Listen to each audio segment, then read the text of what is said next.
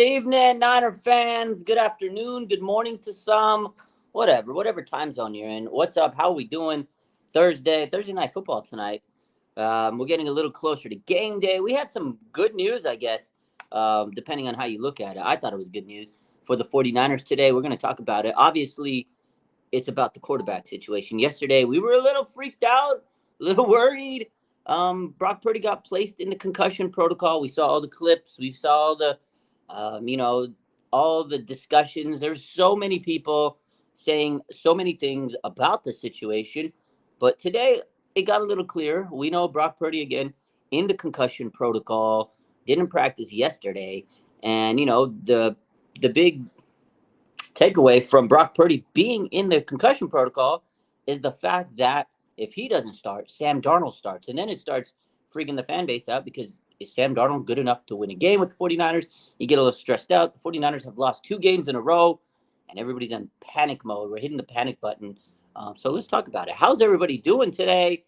How is everybody feeling? Shout out to the chat. What's up, everybody? Before we get into anything today, I want to say, because I was on my own show yesterday. I did my show with Aaron, so I was a guest host. But today, finally, my show, standalone, I got to say thank you to all the subscribers. We hit 1,000 subscribers today. Well, not today, but the other day. We hit 1,000 subscribers on this channel. I know it may not be a lot to some people. I know it's a small number, but man, I'm hyped. I'm happy. I want to say thank you to everybody that has subscribed, that continues to support the page and the YouTube. It's a first big milestone in YouTube. So we had to restart the page, and I'm really hyped. I'm really happy. So I just want to say thank you to everybody. 1,000 subscribers, man. That's a big milestone in YouTube world.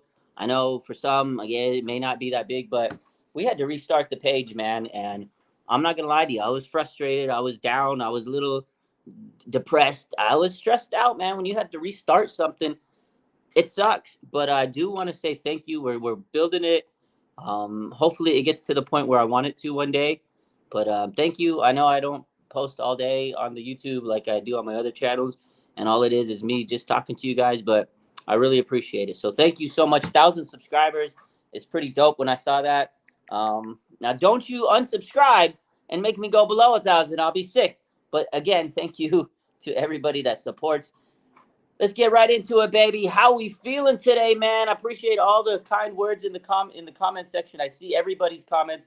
Thank you, thank you, thank you. Let's talk about Brock Purdy. So today, the day after he was placed in the concussion protocol, yesterday, again, we were freaking out. He came back to practice today, not in a non-contact jersey. The man was he was in his practice jersey. Now, he was in a limited capacity. They did make the official announcement just about 20 minutes ago. The 49ers, they listed him as a limited participant, but that's a good sign. That means he's progressing through the protocol.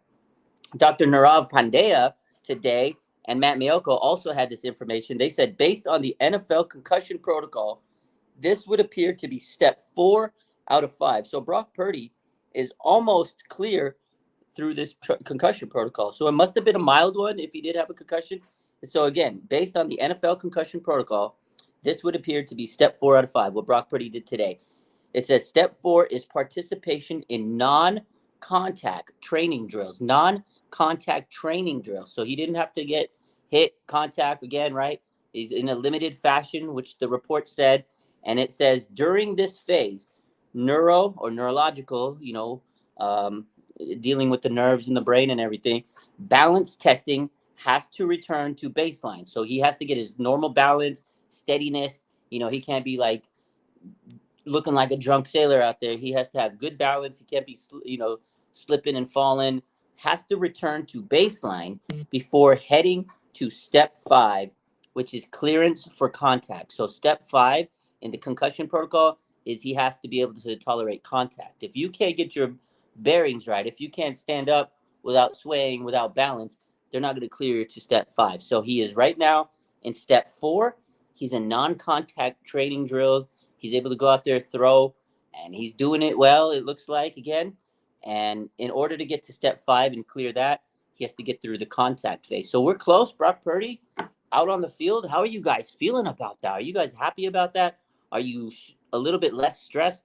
To me, I'm happy for Brock because it looks like he's progressing. And, it's good news for him because you don't want to see anything bad happen to him. A concussion could be scary.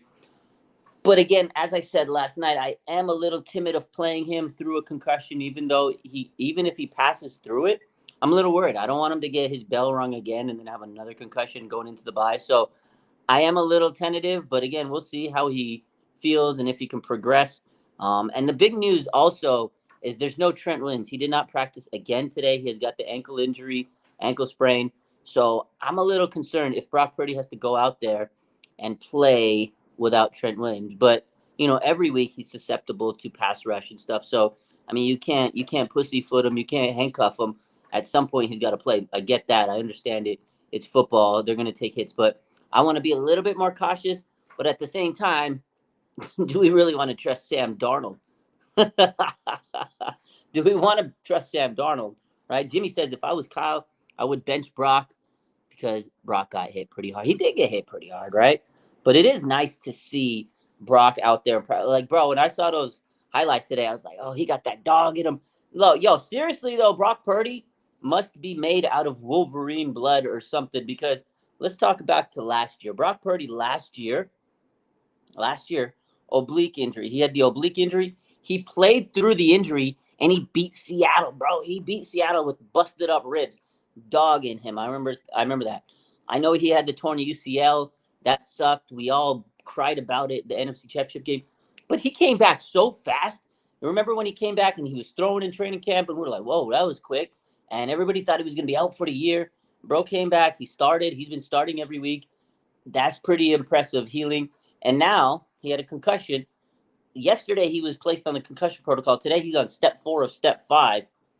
I don't know what he does, but he's got that dog in him somehow. I love Brock Purdy. This guy's tough as nails. Like, at the end of the day, you cannot question Brock Purdy's heart. You cannot question his toughness. This kid is gritty, man. I love it. I love how tough he is. People are going to hate him. They're going to doubt him. But Brock Purdy is tough as nails. He's as gritty as it gets. This man has that dog in him, man. I love Brock Purdy. That's good stuff. Jimmy says, what if Brock gets hurt on Sunday's game? And again, that is a realistic, scenario. He can get hurt in any game, though, Jimmy. That's the thing. At the end of the day, any player could get hurt on any game. So you have to really think, is he going to be okay in this game? What's to say he won't get a concussion in 5 weeks from now? So it's hard for a team to say, oh, we can't play him because he could get hurt today. Every player could get hurt any day. But my takeaway, which in a way I agree with you, is he's just coming off a concussion. Maybe give him the weekend to rest because you don't want his brain to get scrambled again, fresh off a concussion. But, I mean, it's not like he can't play. There have been other players in the NFL that have played after a concussion. Again, he has to go through the protocol, see how he feels. They got trained doctors and medical staff. So, you got to trust their knowledge and their, ability to make sure they make the right clinical decision. At the end of the day, it really depends on the medical staff and if they're making the proper clinical decision making, and if they make the right call, great. If they don't, it's going to be ugly, because last year, let's talk about last year, Tua, they did not make the right medical decision. They made the absolute wrong medical decision. That man got his bell rung so many times. I mean, he played through concussion. It was ugly. I don't want to see a Tua situation, but I feel like the 49ers are handling this pretty well, So California man says, I don't trust Darnold due to his several bad games as a Jet, as a Panther. Yeah, I mean, Sam Darnold's a backup. To be quite frank, at the end of the day, Sam Darnold is a backup. Now, he's a decent backup. He's not a horrible, he's probably better than a lot of the backups in the NFL. So if it comes to it, push comes to shove, if Brock Purdy has to miss 1 or 2 games, yeah, I don't mind Sam Darnold in there because that's the point of a backup, to come in and play in an emergency situation. And this is kind of an emergency. Brock Purdy has a concussion, may not be able to play. You don't want to risk it, further injury. This is emergency. Now, if Sam Darnold does his job after the bye week, when Brock Purdy comes back, Sam Darnold's back on the bench because he's the backup quarterback. Let's not make this what it is. Let's not make this what some people are thinking. Let's not make this any more than it has to be. Let's not sit here and say this is a controversy. Sam Darnold's not taking Brock Purdy's job, ladies and gentlemen. I know Alex Smith, Kaepernick, it's not that situation. Sam Darnold is not going to take Brock Purdy's job. Guarantee you. I'm telling you, Kyle Shanahan loves Brock Purdy. This man has raved about Brock Purdy. This is the first time in the offseason in a long time. This man named his quarterback one before the training camp even started, before minicamp even started, before the draft. He was gung ho on Brock Purdy from the moment he started winning games, and he took him all the way down those playoff games, and he found him. He's not going to replace Sam or Brock Purdy with Sam Darnold, which I saw a lot of dialogue yesterday. Oh, Sam Darnold, it's a controversy. They're faking the injury. Oh my God, I don't think Brock Purdy got hurt. Oh my God.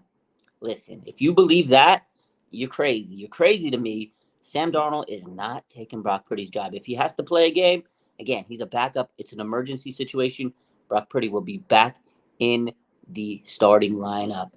Blood Moon says, "Oh my God, LOL, anything for clicks." That's what it was. It was anything for clicks, and that's what drives some of these people's pages engagement. Oh, Sam Darnold's going to steal the job. Stop it. Stop it. If he was a starting quarterback caliber, he'd be starting on another team right now. There's been multiple opportunities throughout the offseason. People could have grabbed him. 49ers grabbed him to be a backup. Whatever it is. Whatever the case is, he's the backup. He beat out Trey Lance. I get it, okay? He's a decent backup. That's what he is. He's a backup quarterback. BACKUP. QB. Backup QB. That's what Sam Darnold is, ladies and gentlemen. Don't let anybody tell you anything different. That's all I'm going to say. I know a lot of people are going to say, well, Kyle wants Sam Darnold. I mean, he's glazed at him. He's talked great things about him. But obviously, he's going to talk good things about him. That's why he wants him as his backup. Like, Kyle has to justify why he took Sam Darnold as his backup. And I understand what he says about Sam Darnold. Okay, those are great words. He's happy. So he feels the same as what I just said. If Brock Purdy has to go down in an emergency situation, he's fine with Sam Darnold, that he would be capable of coming in and replacing him for however many games he needs to till Brock comes back, because he's the starter. Let's make that clear. That's my take on it. That's my stance on it. I don't know. You can agree, disagree, but that's the way I see it. So,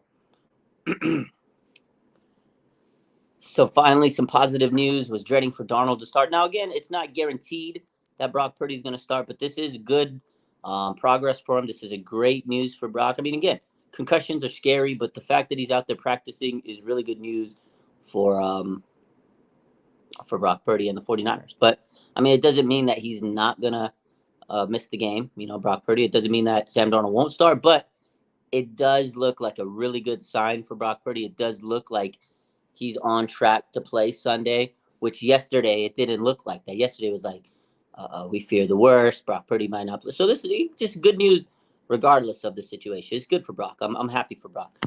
Peter Parker says, Kyle mentioned Sam Darnold in the same sentence as Steve Young. Stop it right now. Yeah. When I saw that a couple months ago, I was like, whoa. And the media ran with, Sam Darnold, he's getting talked up like Steve Young. I mean, okay, maybe he sees some similarities between Steve Young and Sam Darnold. I mean, I don't, but he's been around the game a lot. He was around the 49ers back in the early days in the 90s, with his dad. So, I mean, maybe he sees some traits that are similar. Okay, whatever, I'll give him that. But again, I think Kyle Shanahan also needs to sell the fans. He needs to sell himself. He needs to sell the team on Sam Darnold being the backup. Because at the time he says that, we'll get to Wilkes, Tej. At the time he said that, it was a big controversy, right? Around the time when Kyle had Sam Darnold and earlier in the offseason, it was still QB drama. Not with Brock Purdy, because we all knew he was the guy. He was QB1. It was QB2 spot. It was Trey Lance versus Sam Darnold. Like, that whole situation was out of control. You guys remember that. We were here talking every day. Oh, my God, Sam Darnold, Trey Lance, blah, blah, blah.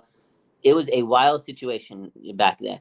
And he had to convince people that, this is why he wants Sam Darnold. And then, boom, he made the move, got rid of Trey, and now it's Sam Darnold. So then you have to sit there and rationalize with yourself and say, oh, okay, this is why he took Sam over Trey. He believed, the whole situation. So to me, I think he said those things because he tried to make everybody realize, hey, we had to walk away from Trey, And now I feel confident with this guy, Sam Darnold. I hope you guys too. I feel like that's him just trying to show us he supports this guy as the backup quarterback. So let's see. But yeah, any other questions regarding Brock Purdy? It is good news again that he is progressing through the concussion protocol. I mean, that's good news, man. I'm happy for Brock. He looked like he was,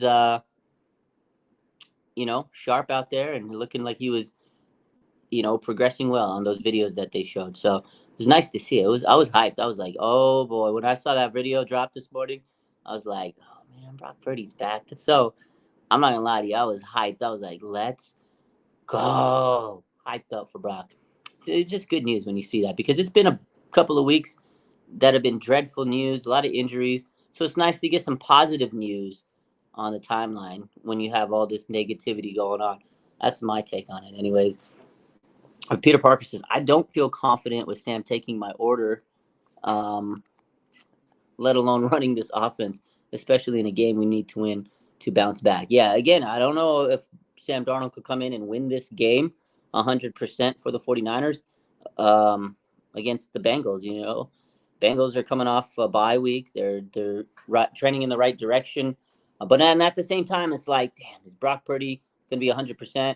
Is he going to have his cobwebs a little dusty with the concussion? So it's a tough situation. Regardless of what happens this weekend, whoever starts, this is a tough situation for the 49ers in general. Even with Brock being healthy, I thought this was going to be one of the tough games on the schedule.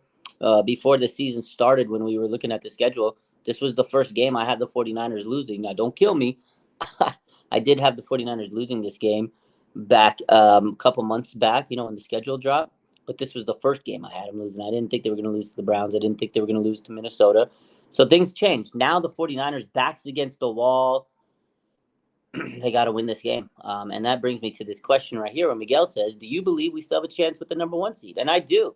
And it starts this weekend. They have to win this game to go to 6-2 before the bye week. So if you're 5-3, that is going to be very difficult to stay up top with the NFC. The Eagles right now, they're a game ahead. They do have a tough schedule. So because the Eagles have a tough schedule, the 49ers may be able to stay close with them. They got a heads-up match. Seattle's playing really good football. They're a game behind the 49ers. They're going to win some games, so you got to stay close with those teams. But right now, the 49ers are just a game back behind the Eagles, so there's still a chance. They have to win this game. And this decision about the quarterback is going to be a big decision in if the 49ers are going to be able to win or not. And it's also not just the offense, it's the defense, and we'll talk about that in a minute. But at the end of the day, yes, the 49ers do have a chance to win the number 1 team. Philadelphia is a team to keep an eye on, obviously. The Lions, too. That's another team we got to keep an eye on. I know they got just dominated this weekend by the Ravens, but you have to remember, even though they got dominated by the Ravens, as an AFC team, they're still the same record as the 49ers. And their schedule, the Lions' schedule, is a cakewalk. Do you guys remember playing the cakewalk game when you were in elementary school? I don't know if you guys did it. They played the music. It's kind of like musical chairs. And if you stop, boom. And you get on a number that they call, or on a number, you keep going. And it goes all the way until the end, until there's no one person standing on a number, and they get a free cake. I don't know if you guys ever played that, but we did that in our elementary school. It's a cakewalk, ladies and gentlemen. That's the Lions' schedule. It's a freaking cakewalk. So although they got dominated by the Ravens, they can go beat up on these easy teams and pad their records. The 49ers have to still look out for the Lions. Let's take a look at the Lions' schedule, shall we? I want to look at it. So the Lions right now, okay, they got the Raiders on Monday night. They got the Chargers, who the Chargers might be firing their coach in a couple of weeks. Then they got the Bears, the Packers, the Saints, the Bears, the Broncos, the Vikings, who are on the up. They got the Cowboys, that's a tough one, and then the Vikings. So for the most part, the Lions have a pretty easy schedule. Eagles' schedule is tough schedule, but the 49ers have a tough schedule too. Take a look at this Eagles schedule. Let me pull up the schedule here. So, okay, so the Eagles have the Commanders. Commanders give them trouble, and it's in Washington. Then they play the Cowboys. They play the Chiefs. They play the Bills. Then they play the 49ers. Then they play the Cowboys. Then they play the Seahawks, Giants. They finish out on an easy note. They play the Giants, the Cardinals, and the Giants. This is the Eagles. But look at that stretch of games. Cowboys, Chiefs, Bills, Niners, Cowboys, Seahawks. The Eagles have a tough schedule, ladies and gentlemen. So, yes, the 49ers absolutely have a chance to still get the number 1 seed. They have to win this game on Sunday against the Bengals. 5-3 is a lot different than 6-2. Bottom line. What's up, everybody? Midway point of the show. I hope everybody's doing good. Again, thank you for 1,000 subscribers. My man Shaw Show, what's good? He says, hope all is well. Everything is good. He says, smash that like button and make sure you guys hit that like button. I know you guys support the page. I know you guys love the channel. Gotta make sure you hit that like button because it helps the channel grow. I hate saying it, honestly. I hate telling you guys to do it, but I need you to do it to help keep the page growing. Miguel says, do you believe Coach Steve Wilks got chewed the F out by Kyle? The defense does not look scary. Let's talk about Steve Wilks, shall we? So let's talk about the Steve Wilks situation. So yesterday, Kyle, he said, I'm gonna bring up all the let's get to the Steve Wilks situation. Because this definitely is a situation at hand. So yesterday, Kyle Shanahan, that's what he says. He says on the all-out blitz call at the first half, because it was more than just that, but that was the big controversial call, right? He says Steve Wilks knows that he messed up. And he also said, listen, you guys can ask him tomorrow, which is today, because Steve Wilks met with the media today. But Kyle was like, look, man, he knows he messed up on that call. He goes, I don't have a problem with an all-out blitz, but it's the situation that he messed up on. He goes, that was the wrong situation to call that play, right? And then Charvarius Ward, he chimed in and he says, I messed up on the play. Mooney Ward, owned it. He says, that was me. I shouldn't have let him, make the play. He said Addison made a good play on the ball, blah, blah, blah, blah, blah. He gave the young man some credit, Addison, who played great, and he did make a good play on the ball. And a lot of people in the comments were saying, well, if Mooney Ward makes that play, Steve Wilks looks like a genius. But at the end of the day, it was a risky call. To me, and we've talked about this, to me, it was a very risky call at that situation. You got to play situational football, and that's what it came down to. And then Kyle Shanahan basically said it was the wrong situation to call that, right? So today, Steve Wilks, he talked to the media, and he says, I take full responsibility. I have to do better, putting guys in better positions. I wish I could take it back. So I got to do better. He took full responsibility for it, right? He says, I got to put players in better position. We have good players, but I just got to be better, basically. So he owned it. Steve Wilks owned it. He absolutely owned it. He took accountability. And then Kyle Shanahan tonight, this is what Kyle Shanahan said today on KMBR. Kyle Shanahan said that, let's see what he said. He was on KMBR, and he says that the zero blitz call was wrong because the Vikings didn't have time to clock the ball after completion, and he should have called a timeout. Okay, that's why he said it was wrong. But Kyle said it's ultimately up to me. Kyle said it's up to me. So even though yesterday he called out Steve Wilks, he says it's up to me. He says, I heard that, and I should have called a timeout and changed it, but I didn't. So at the end of the day, Kyle took accountability for not calling a timeout and telling Steve Wilks, don't call this damn play. Don't call this damn play. So at the end of the day, I think they all handled it well. I think Kyle was right to say, hey, look, we talked about it. We had our conversation. You guys can ask Steve Wilks. And then Steve Wilks today, the first thing, he just went right up to the podium. He said, look, I messed up. You guys know I messed up. I wish I could have that better. I wish I put players in better positions to succeed. Blah, blah, blah, blah, blah. He did the right thing. He said the right thing. And then Kyle today also said the right thing. And he says, hey, look, you guys have heard it. Now let me own it and say I could have fixed that situation, but I didn't. So end of the day, they all made the right thing. They all said the right things afterwards.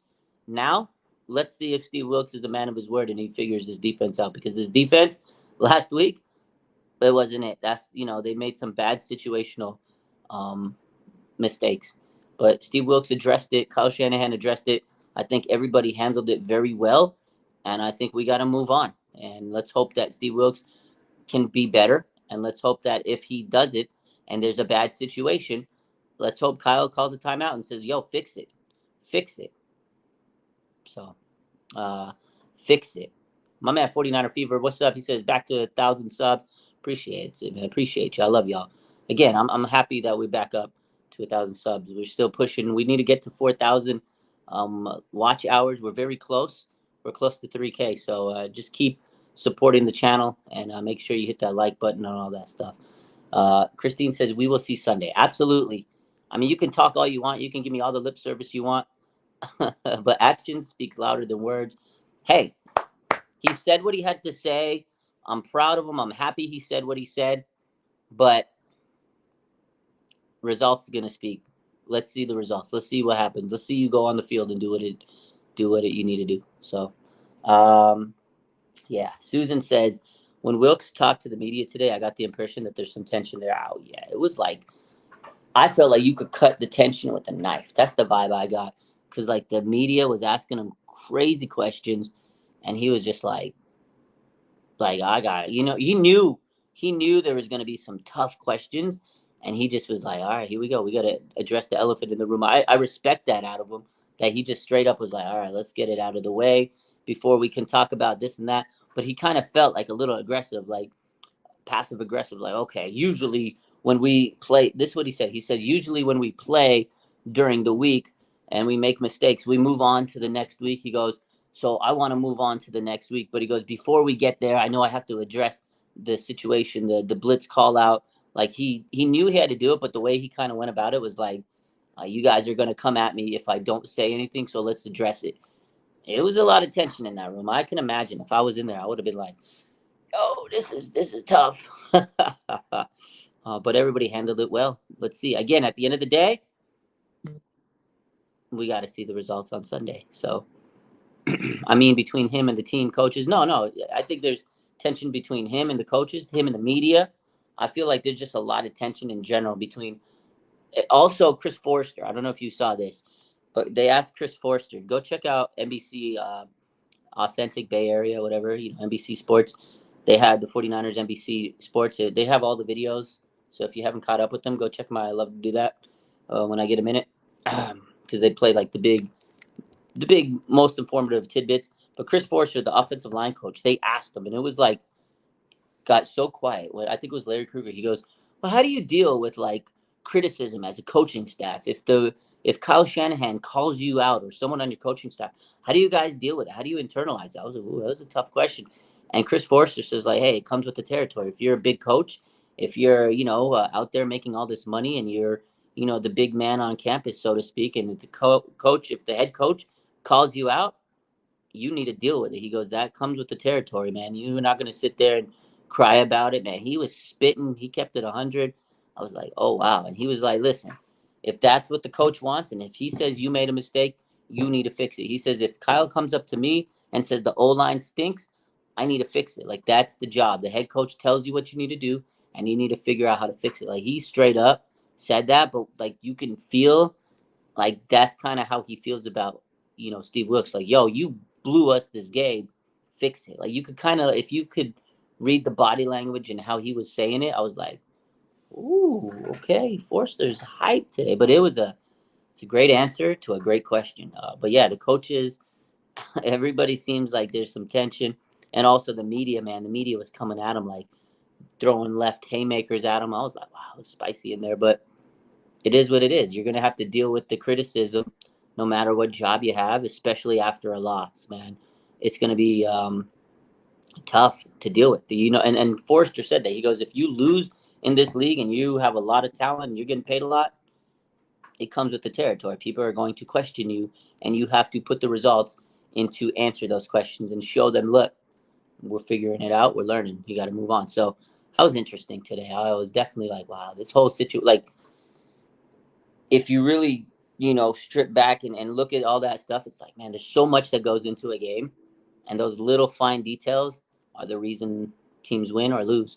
And those are the things. You got to fix them. If they can't fix these situations, if they can't fix these things, if there's still tension, if they can't iron these things out, if you can't take criticism, you're not going to win games. Like teams that lose, there's criticism everywhere. And those teams get, it just keeps piling up and players get frustrated. Players start calling out coaches, and it's just a disorganized mess. It's a toxic environment. You guys work, right? If you go to work, and there's employees here that don't vibe with these employees, and then the boss, they're not feeling it with these employees, but they hang out with these employees. It becomes a toxic work environment, and then it just doesn't work, and then people leave. Trust me, I've been there in my years of working. I've been in situations where I was the boss, and I came into a bad work environment. I had to fix it, and I could tell everybody was like on different pages, and I had to unite people. When there's no unity in a team, the ship sails, man. So yeah, they got to get everybody on the same page. So very interesting. Peter Parker says Steve stood in the pocket, took the hits.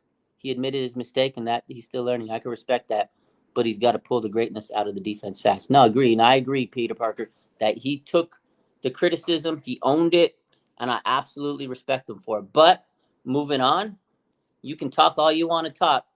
Now you got to fix it and give us the results. You can say you messed up, you can own it, which again I respect, but now it's just lip service until you fix it. But I do appreciate his response. So, Blood Moon says, when you get gifted with this talented defense and F it up, expect to get chewed up. Absolutely. And we said that a couple weeks ago when Steve Wilkes started, and everybody was asking, how do you feel about Steve? The thing is, man, he has so much talent to coach. I don't think he's ever had this good of a talent on his roster. So I still think he's like, what do I do? How he needs to figure out how to coach these guys. Like, just let them go out there and do their thing. I think he's overthinking things sometimes. And again, like his scheme is different than the 49ers are used to. And I feel like the 49ers, when they took over, or when Wilkes came and took over, Kyle said it. He goes, I don't want to change the defensive scheme. I want to keep it the same. I'm not trying to recreate the wheel. We have a great defensive system. It's worked. And that's what they felt like they got out of Wilkes, was a guy that's going to come in and continue the defense. But again, of course, every defensive coordinator has their own strategy, their own style. But Wilkes, he's trying to change it too much, too fast. And I think it's just not good for the team. They're used to a certain way, and now they have to adapt to a different way. It's just not working. Hopefully he can figure it out, because it's not looking good lately these last 2 weeks. But a win, hey, this is all I got to say. A win against Cincinnati fixes everything. Peter Parker says he's driving a luxury car. Just drive it right. But some people haven't driven a luxury car, and they step in. It's, they don't know what they're doing. The first time you drive a fancy schmancy car compared to a rinky dink car, it's a different story. Sometimes you're a little too cautious. Sometimes you don't know when to hit the throttle, but he'll learn. It is a learning curve. So.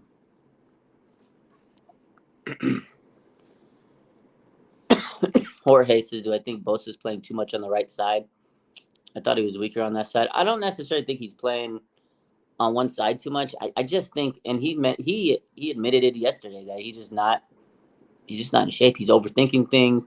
He's not where he needs to be in terms of game situation. I think he's just overthinking things. He says he's in his head too much. He's trying to think where he needs to be. These are things that he works through during training camp. He just shouldn't have missed time. That's it. Unfortunately, he did. Unfortunately, they dragged out the contract situation, and that was bad, man. It was bad, bad, bad. Bosa knows he hasn't played up to par. He's taking a lot of criticism, and I'm sure he feels it. Now there's pressure that comes with getting paid a lot of money, and he's feeling that pressure. But I think he's just like he said, there's certain things that he usually is able to do at this time of the season, which is kind of crazy because week 7 has just passed, and to tell me that you're not where you need to be mentally and physically is like, damn, was training camp that important for you? It just sucks, man. He shouldn't have missed training camp, and that's what it comes down to. So. Susan says, meanwhile, if Brock comes back from this concussion and plays Sunday, he really is bionic. Why do we doubt him? Dude, if Brock Purdy comes back this Sunday and he plays well, I don't want to hear any Brock Purdy slander. This guy's, if he plays through a concussion, I don't care if he wins or loses. You guys need to not you guys, but the media in general, the people that are bashing him, I don't want to hear it, man, because this man is playing through a tough injury if he plays Sunday, and he's done it before. Like I said at the top of the show, he's played through an oblique injury. he came back so quick after the UCL injury, and now he's back in practice. Yesterday, he was put on the concussion protocol. So, shout out to Brock, man. He got that dog. So, man, what a time to be alive, though. 5-2, it could be a lot worse. Rounding out the injuries, though, let's talk about Trent Williams. He did not practice today. To me, that's a big concern. We got one more practice tomorrow. Hopefully, he's able to go. Hopefully, he's able to play this week. We need Trent Williams because his this offensive line is not the same without him. Jalen Moore played okay, but I still don't trust Jalen Moore in the grand scheme of things. He played better than Colton McKivitz. Colton McKivitz is a liability out there, but Jalen Moore and Colton McKivitz definitely not the duo that we want to see out there on the weekend, protecting our quarterback, especially if it's Brock Purdy. Uh, Ted says, I feel like they're forcing Purdy. I don't know if they're forcing him, but I hope they're playing safe with them. Again, I know they have good medical staff and team trainers and stuff, and I'm sure they're doing it the way it needs to be done. But maybe there is a sense of urgency, and maybe they're hoping that he plays and moves along a little faster through this concussion protocol. But I don't know. I hope that they're not rushing him. That would be a travesty. But nobody wants to see Sam Darnold play in this fan base. A lot of people don't, and they don't want to guarantee a loss. But at the same time, you never know what's going to happen with any player. I mean, if Brock Purdy's playing and he's still kind of, having lingering side effects, it's not going to be 100% Brock Purdy. So, again, at the end of the day, I just want to see Brock healthy and, thriving. We can't risk him for the long season. So, we'll see. We'll see. How about them Niners says, let's get Brunskill back? Oh, I like that. Because the Titans are a team that could be doing a fire sale. I like that. I like that. Can we get Brunskill back? I like that. I haven't heard anybody say that. You know what? Dan Brunskill is solid. You can move him on tackle. You can play him at guard. He played everywhere. He was such a versatile player on the O line. I wouldn't mind that. That's a good take, actually. Colton is 3-day-old hot dog water, says Peter Parker. Colton McKivitz, man, he's just that's the problem. The 49ers went frugal on O line, and they didn't put a huge priority on it. Like, shout out to them. Aaron Banks was great. That was a good call. They knew they had to get rid of Laken Tomlinson, or they weren't going to be able to pay him, so they went to get Aaron Banks. So that was a huge move. But other than that, right tackle spot was something that the 49er fans have been screaming for.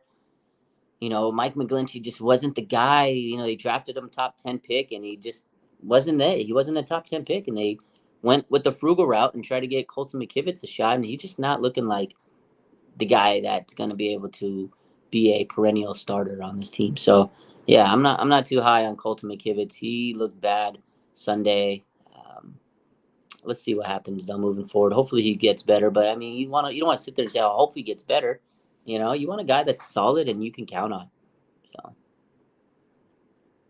let's see. Anything else for today? Yes, Dre Greenlaw returned to practice today. Demetrius Fowles, who had an ankle injury, he came back to practice today. So those were good news. Deebo Samuel obviously did not practice today. We know Deebo Samuel is dealing with the hairline fracture in his shoulder, will not play this weekend. Still a tough break. I understand a lot of people give Deebo a lot of criticism, but we talked about it yesterday, and I really feel that Deebo is so important to this team. And I think when we don't see Deebo in there, we really see how important Deebo is. But, I mean, not everybody agrees. I think Deebo is so critical. Hopefully he can come back after the bye week. The 49ers need him in this offense. It's going to be another week without Deebo. It's not easy. It's not easy for Kyle Shanahan and this offense. So, how about them? Niners says Montez Sweat, Marcus Peters, Brunskill. I don't know about Marcus Peters. I wouldn't hate it. Montez Sweat definitely would love that. Brunskill definitely can add some depth with those guys. We'll see. Tuesday is the trade deadline. Halloween, baby. Are we gonna get tricks or are we gonna get treats on Tuesday? What are we gonna get?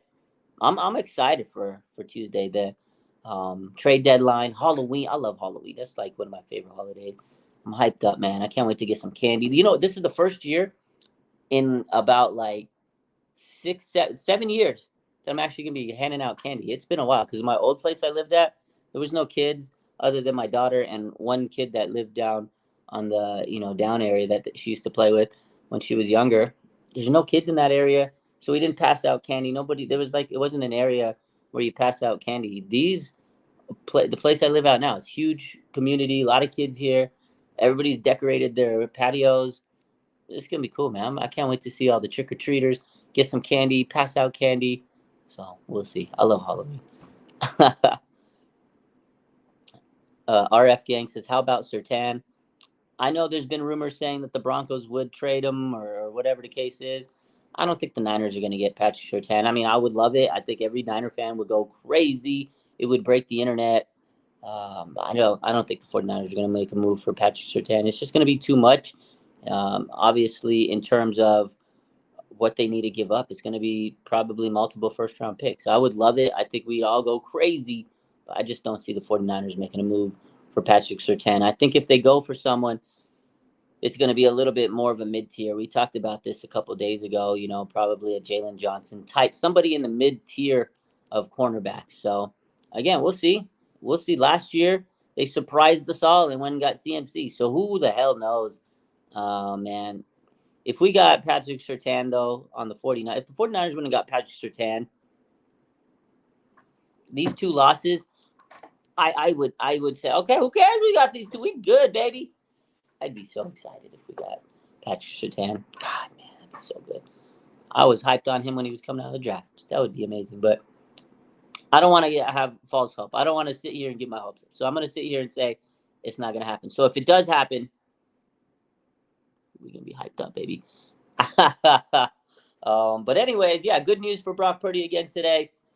He did come back to practice. He was limited, and he's on step 4 of step 5 in the concussion protocol. So that's good news. Again, to recap, Trent Williams did not practice, ankle injury. Deebo Samuel is out. He will be out this week.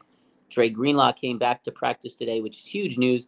Obviously he played last week, but, he's been up and down in practice through the week, last few weeks. So it's good to see that he's been unbothered. So good stuff, good news. The 49ers are going to play Sunday. We have one more day of practice. Hopefully we get some more good news, and we'll see how it goes. Tomorrow night, we'll do the prediction show. I'm going to have my boy Bash from 49er Minded. So tune into that. I'll see you guys a little later, maybe on Instagram. Appreciate the support. Make sure you hit that like button. And once again, thank you, everybody, for 1,000 subscribers. I really, really, really appreciate it. Means a lot. Let's keep going. Let's get to 2,000. Let's keep pushing the page. I love y'all, and have a good rest of your night. Bang, bang.